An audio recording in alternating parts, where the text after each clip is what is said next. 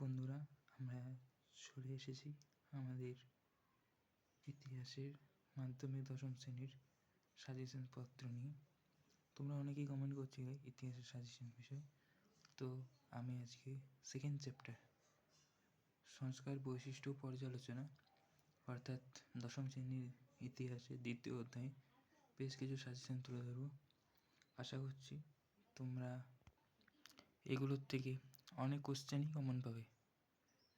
চলো ভিডিওটা বড় না করে একটু কোশ্চেনগুলো দেখে নিই। প্রথম প্রশ্ন 2 মার্কের। হাজী মোহাম্মদ মহসিন স্মরণীয় কেন, লালন ফকির স্মরণীয় কেন, মেকলে মিনিট কি, চুইয়ে পড়া নীতি কি, নব্যবঙ্গ আন্দোলন কি, 3 আইন কি অথবা নববিধান কি? ভারতবর্ষীয় ব্রাহ্ম সমাজ বিভক্ত হলো কেন? কাকে কেন গোলদিঘির গোলামখানা বলা হয়?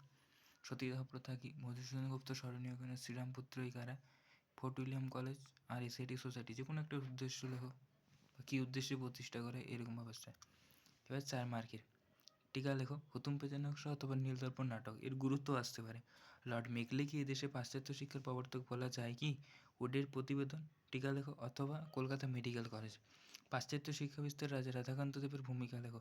শ্রীরামকৃষ্ণের সর্বধর্ম সমন্বয় আদর্শ ব্যাখ্যা করো। অথবা আসতে পারে বিজয়কৃষ্ণ গোস্বামী স্মরণীয় কেন? 8 মার্কের 3টি প্রশ্ন বলবো, আশা করছি এদের মধ্যে একটা কমন পাবে। 1, প্রাচ্য পাশ্চাত্যবাদী বিতর্ক কি? উচ্চশিক্ষা বিস্তারে কলকাতা বিশ্ববিদ্যালয়ের ভূমিকা আলোচনা করো। রাজা রামমোহন রায় কীভাবে সতীদাহ প্রথা রোধ করেন, তার এই আন্দোলন তিনি কীভাবে সাফল্যমণ্ডিত করেন? ডিরোজি মঙ্গল আন্দোলন বলতে কী বোঝো, এই আন্দোলনের গুরুত্ব লেখো। ব্যাস এগুলোই। ধন্যবাদ।